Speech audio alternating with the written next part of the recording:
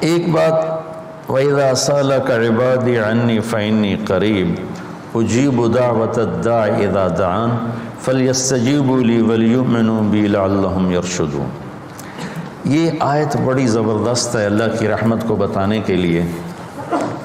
ساڑی تا جی سندا ہی کوئی نہیں، یہ عام لوگ جی ساڑی تا رب سندا ہی کوئی نہیں، اور جو بیچارے ان پڑھ لوگ پیر سائیں تہاڈی رب موڑ نہیں سکتا، ساڑی سندا کوئی نہیں، یہ اس سے بھی آگے چلے جاتے۔ بھائی اللہ بڑا بے نیاز ہے، جس کی چاہے موڑ دے، جس کی چاہے سن لے، لیکن رب سب کی سنتا ہے، یہ یہاں بتانا ہے۔ وَإِذَا ان نہیں، ان شرط ہے اور اذا ظرفیت ہے، تو ان کی بجائے اذا سے ایک دم اللہ کی رحمت کا دروازہ کھلتا ہوا نظر آتا ہے۔ اذا سألک، عنی پہلے ہونا چاہیے، عبادی بعد میں ہونا چاہیے۔ جب میرے بارے میں میرے بندے پوچھیں، اللہ کو صحابہ نے سوال کیا، یسألونک یسألونک یسألونک، کتنا قرآن میں ہے، یسألونک عن المحیض قل هو اذی، یسألونک عن الانفال قل الانفال للہ والرسول، یسألونک عن الاہلہ قل ہی مواقیت للناس، یسألونک عن الیتامی قل اصلاح لہم۔ جتنے بھی صحابہ نے سوال کیے وہ آئے ہیں یسألونک، یہ آپ سے پوچھتے ہیں، ٹھیک ہو گیا؟ تو یا حبیبی یا محمد قل، آپ کہیے، یہ جواب ہے۔ یہ سارے قرآن میں طرز ہے، وہ 14 کے 18 دفعہ یسألونک کا لفظ آیا ہے۔ صحابہ نے سوال کیا، اللہ کدھر ہے؟ قریب ہے تو مناجات کریں، دور ہے تو زور سے پکاریں۔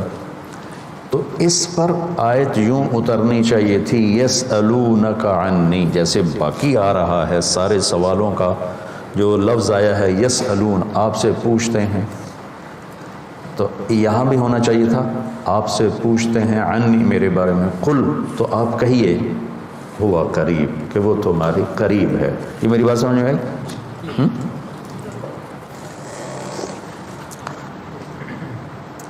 یہاں اللہ تعالیٰ نے وَإِذَا سَأَلَكَ، یسألون کا مطلب ہے کہ ابھی یہ جواب ہے، بعد میں بدل سکتا ہے۔ یسألونک عن کذا قل ہوا، تو یسألونک اور قل ہوا میں حتمی نہیں ہے، ابھی یہ بات ہے، کل کو بدل بھی سکتی ہے۔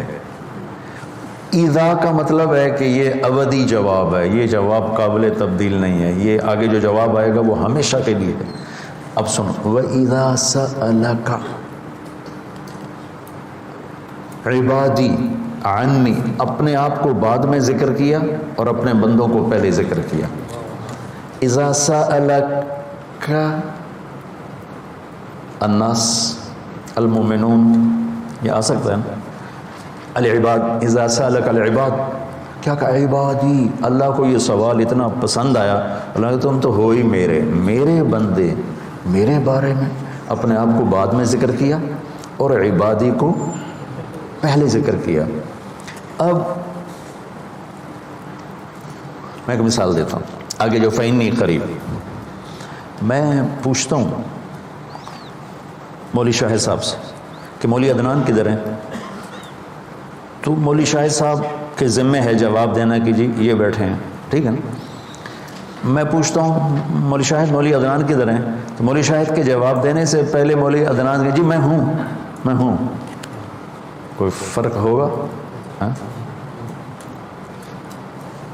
مجھے سمجھ میں نہیں آ رہا، شیخ رمزی واضح کرے تو کرے، مجھے سمجھ میں نہیں آ رہا کہ میں اس کو واضح کیسے کروں کہ اللہ کے نبی سے صحابہ پوچھ رہے ہیں رب کے بارے میں بتائیں، تو اللہ تعالیٰ اس کو یوں لا کر کہتا ہے کہ یہ آپ سے میرے بارے میں پوچھیں تو میرے نبی آپ ہٹ جائیں، میں جواب دیتا ہوں، میں ہوں، تمہارے ساتھ ہوں، تمہارے پاس ہوں، شارک سے زیادہ قریب ہوں، تمہارے ساتھ ہوں۔ تو کیسے کہتے ہو کہ میں تمہاری سنتا نہیں؟ اجیب دعوت دعا بار بار پکارنا، اور دعوتاً ایک دفعہ پکارنا۔ اللہ اس آیت میں کہہ رہا ہے کہ جو زندگی میں جس نے مجھے کبھی ایک دفعہ بھی پکارا ہو، میں اس کی دعا پر بھی لبیک کہتا ہوں۔ یہ نہیں کہ میں نہیں میں سنتا ہوں، تم سنانے والے بنو، ہم تو مائل بکرم ہیں کوئی سائل ہی نہیں، راہ دکھلائیں کسے راہ رو منزل ہی نہیں۔ کوئی مانگنے والے تو بنو۔ اور میں قربان جاؤں، اس نے مانگنے کے لیے تقوی نہیں مانگا، کتنی عجیب بات ہے۔ اللہ کو پتہ ہے ہر آدمی تو تقوی والا نہیں ہو سکتا، نہیں، اور ہر آدمی علامہ بھی نہیں ہو سکتا، تہجد گزار بھی نہیں ہو سکتا، نمازی بھی نہیں ہو سکتا۔ ایک کام ہر آدمی کر سکتا، اللہ نے وہ لگا دیا، مسلمان ہونا بھی نہیں لگایا۔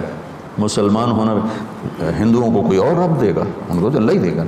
تو میں قربان جاؤں، کہتا امن یجیب المضطر اذا دعاہ، بس مجھے آنسو بہا کے دکھا دے، پھر تو ہندو ہے، سکھ ہے، مسلم ہے، عیسائی ہے، آ جاؤں گا، آ جاؤں گا۔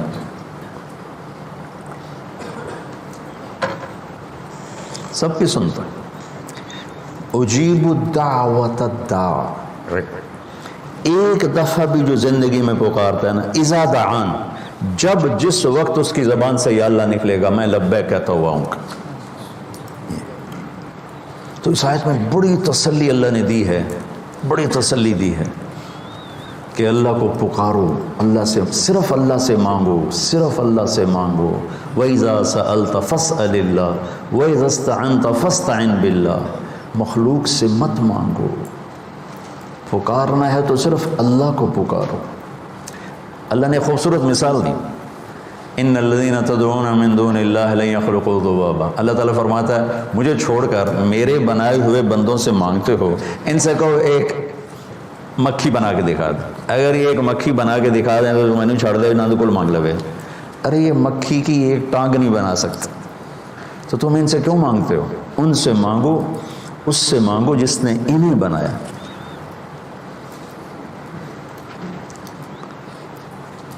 تو اس آیت میں اللہ نے بڑی تسلی دی ہے کہ تم مانگنے والے رو دھو کے میرے سامنے رونا سیکھ لو، کر دوں گا، مضطر بن کے دکھا دو۔ جیسے ہمارے یہاں دعائیں مانگی جاتی ہیں، ہاتھ ادھر ہوتے ہیں اور گا گا کے ربنا آتنا، یہ دعا ہے؟ یہ تو دعا کا مذاق ہے، اس کو دعا کہتے ہیں۔ اور پیچھے نمازیوں کو کوئی ہوش نہیں ہوتا کہ مولوی صاحب کیا دعا مانگ رہے ہیں۔ دعا تو ایک پکار، ایک فریاد ہے، عرش کو ہلا دے، اگر کوئی تڑپ کے اللہ کو دکھا دے تو۔